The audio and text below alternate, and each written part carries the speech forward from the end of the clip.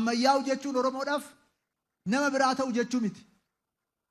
Barnoota barachuu jechuun kan nama biraa baratanii sana fakkaachuu jechuu miti. Ammayyaa'u jechuun aadaaf duudhaa ofitti deebi'uu jechuudha. Isa sirriitti beekuu jechuudha. Barachuu jechuun of beekuu jechuudha. Of baruu jechuudha. Hundee kanarra yoo dhaabbanne qofadha. Oromoon badhaadhina guutuutti ce'uu kan danda'u, injifannoo isaa tikfachuu kan danda'u, addunyaa fuuldura dhaabbachuu kan danda'u.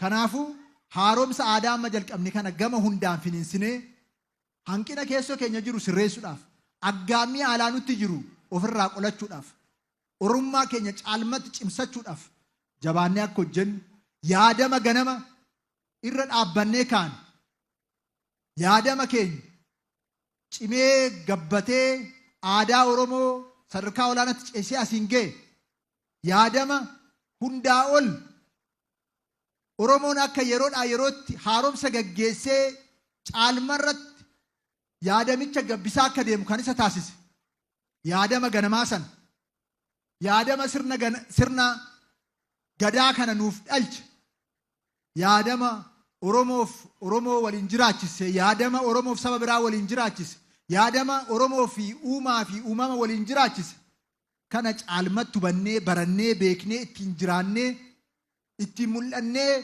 ittiin sirna cimaa ijaarree aadaa siyaasaa keenya fooyyessinee mootummaa cimaa gandarraa kaafnee utubnee iyyummaa hundeerraa buqqifnee wallaalummaa injifannee sabni keenya bakka ga'uu qabu akka qaqqabuuf cimsinee akka hojjennu har'aas ardaa jilaa kanarraa